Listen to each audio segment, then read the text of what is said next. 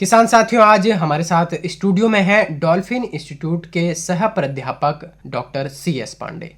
और डॉक्टर साहब से आज हम बात करने वाले हैं गेहूं की फसल में कीट और खरपतवार प्रबंधन पर। तो डॉक्टर साहब, बहुत बहुत स्वागत है आकाशवाणी देहरादून के स्टूडियो में। सभी किसान भाइयों को नमस्कार और यहाँ पर आमंत्रित करने के लिए आभार। डॉक्टर साहब, जैसे कि गेहूं की आज हम बात करने वाले हैं और इस समय की हम बात करें तो गेहूं की फसल हम देख रहे हैं कि बाली बनने की अवस्था लगभग में बाली बनने की और अवस्था अब में की है। बार थोड़ा सा ये भी दिख रहा है कि थोड़ा पहले बालियां बनने आ गई हैं। हाँ, लेकिन इस समय क्योंकि अब बाली बनते समय हमें बहुत सारी बातों का ध्यान रखना होता है जी ताकि अच्छी पैदावार हमें मिले। जी जी तो किन बातों का मुख्य रूप से इस समय हमने ध्यान जी रखना है? जैसा आपने कहा कि गेहूं में बालियां थोड़ी पहले आ गई हैं, उसका मुख्य कारण है कि जो गर्मी है वो बहुत जल्दी प्रारंभ हो गई और जो टेम्परेचर है वो बढ़ गया है। इस कारण से जो बालियां हैं वो जल्दी आ रही हैं जी। और उनमें एक टाइम पीरियड होता है और उस टाइम पीरियड में अगर नहीं होता है तो काफ़ी मुश्किलों का सामना करना पड़ता है, क्योंकि हम कहते हैं मिल्किंग स्टेज, यानी कि उसमें दूध पड़ने की अवस्था, जी। और फिर उसके बाद परिपक्व अवस्था जब आएगी तो उसके बीच में एक टाइम हमको चाहिए होता है। अगर टेम्परेचर ज़्यादा होता है तो हम उसको बोलते हैं फोर्स्ड मैच्योरिटी, यानी कि जिस हम उसको जबरदस्ती पकने के लिए बाध्य कर रहे हैं। अच्छा। ये एक मुख्य कारण तो है जैसे उसका। पहले ये बालियां बन रही है तो क्या इससे उत्पादन में फर्क पड़ने वाला है? हाँ, इससे उत्पादन में कुछ कमी होने की संभावना है और ये उत्पादन में कमी होगी, लेकिन ज़्यादा कमी इसलिए नहीं हो सकती क्योंकि हम अगर उसमें बारिश हो जाती है या थोड़ा टेम्परेचर कम हो जाता है तो हो सकता है वो रिकवर कर जाए। अच्छा, दूसरा जैसे आपने बताया कि गर्मी ज्यादा पड़ने लगी है, फरवरी माह में ही हम देख रहे हैं कि ठीक ठाक गर्मी पड़ रही है। जी, तो इस समय सिंचाई की कैसे हमने व्यवस्था रखनी है? सिंचाई की फूल आने पर जब उसमें बाली निकलने वाली हो उस समय हमको सिंचाई दे देनी चाहिए। अच्छा। और फिर उसके बाद सिंचाई अगर आवश्यकता है तो हम 20 दिन के बाद 25 दिन के बाद दे सकते हैं उसमें। अच्छा डॉक्टर साहब, खरपतवार भी एक बहुत बड़ी समस्या देखी गई है। जी क्या इस समय खरपतवारों का प्रबंधन करना भी जरूरी हो जाता है? हाँ, खरपतवारों का प्रबंधन वास्तव में जो गेहूं की फसल है उसमें लगभग बुवाई के 30 दिन के बाद तक पूरा हो जाना चाहिए। हम खरपतवार प्रबंधन के लिए ये कहते हैं कि एक क्रिटिकल पीरियड होता है, यानी कि क्रांतिक अवस्था।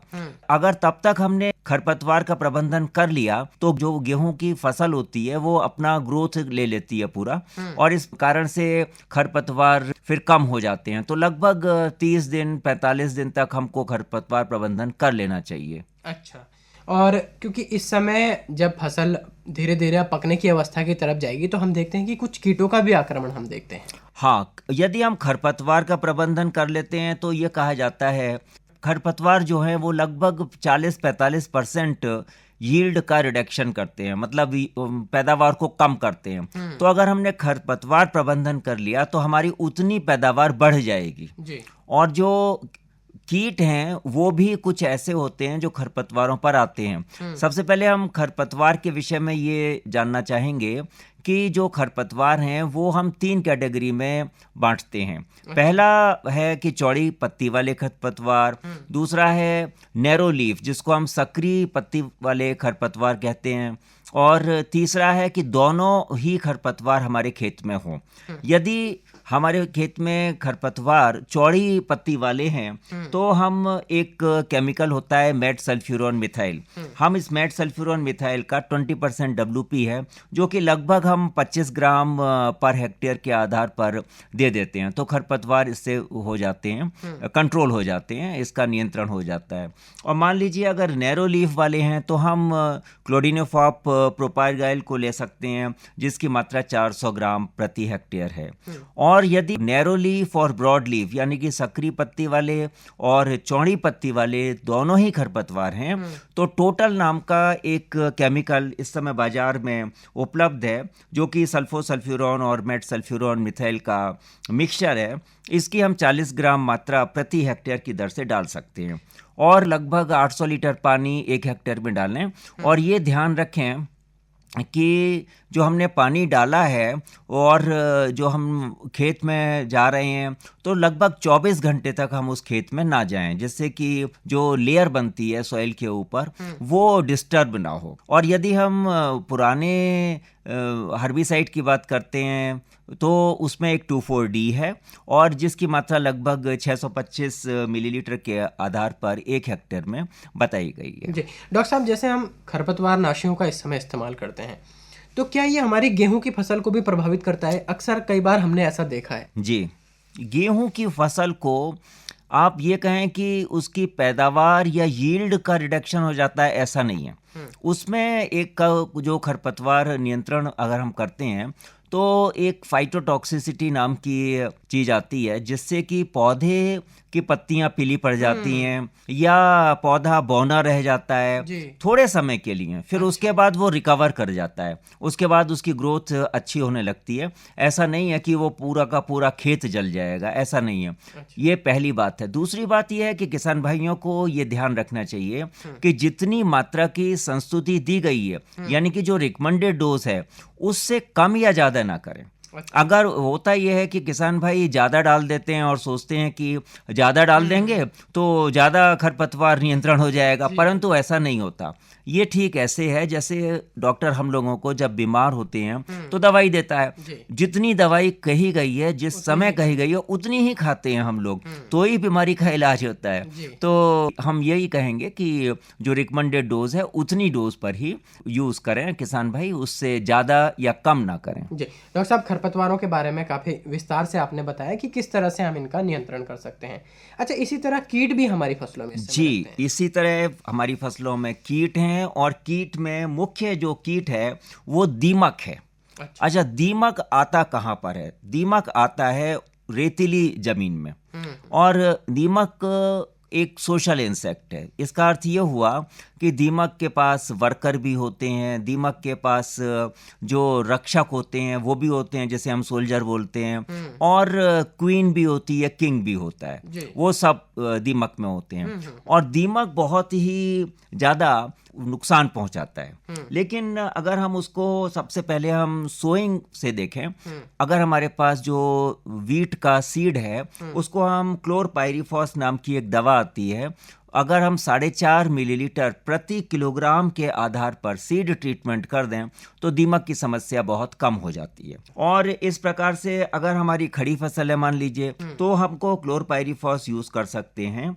और किसान भाई ये ध्यान रखें कि 20 किलोग्राम रेत लें और 20 लीटर पानी लें और उसमें क्लोरपाइरीफॉस की लगभग 1.25 लीटर, यानी कि 1 लीटर 250 ml इतना ले लेंगे, जो 20 EC के रूप में अवेलेबल है मार्केट में, तो उससे दीमक की समस्या समाप्त हो जाती है। ये सबसे ज्यादा मुख्य चीज है दीमक। दूसरा जो आता है वो चूहा बहुत परेशान करता है। बिल्कुल। और चूहा जो है, गेहूं की जब बालियां आती हैं उस समय गेहूं के पौधों से, चूंकि उसको तो अन्न चाहिए, और दूसरी चीज ये है कि चूहे के दांत अगर नहीं कुछ काटेगा तो वो बढ़ना शुरू हो जाते हैं। तो वो बेचारा करे क्या, वो तो अपना काटता रहता है, खाता रहता है, बर्बाद करता रहता है। तो हमको सबसे पहले खेत में जाके ये देखना चाहिए चूहे के नियंत्रण के लिए कि जो बरो है, यानी कि चूहे का जो बिल है वो लाइव है या नहीं है। अब इसका अर्थ क्या हुआ? इसका अर्थ ये हुआ कि अगर मान लीजिए चूहे का बिल जिसमें वो रह रहा है वो लाइव है, तो हमको ये करना चाहिए कि शाम को जाके या सुबह हम उस बिल को बंद कर दें। और बंद करने के बाद अगले दिन जाके देखें कि क्या वो बिल खुला हुआ है। अगर वो बिल खुला हुआ है तो समझ लीजिए उसमें चूहा रह रहा है। ये एक अवस्था है। दूसरी अवस्था ये है कि चूहा पड़ोसी के खेत से भी आ सकता है, तो ये दूसरी अवस्था है। तो हमको करना क्या है, चूहे के बिल में जो एल्यूमिनियम फास्फाइड नाम की एक दवा आती है वो हम डाल दें, 1 टैबलेट डालें चूहे के बिल में जो लाइव हैं, यानी कि जो जिनमें उसमें मिट्टी खुदी हुई दिखी, और उसको फिर बंद कर दें। तो उससे जो फास्फीन गैस निकलती है उससे चूहा मर जाता है और उसका नियंत्रण काफ़ी हद तक हो जाता है।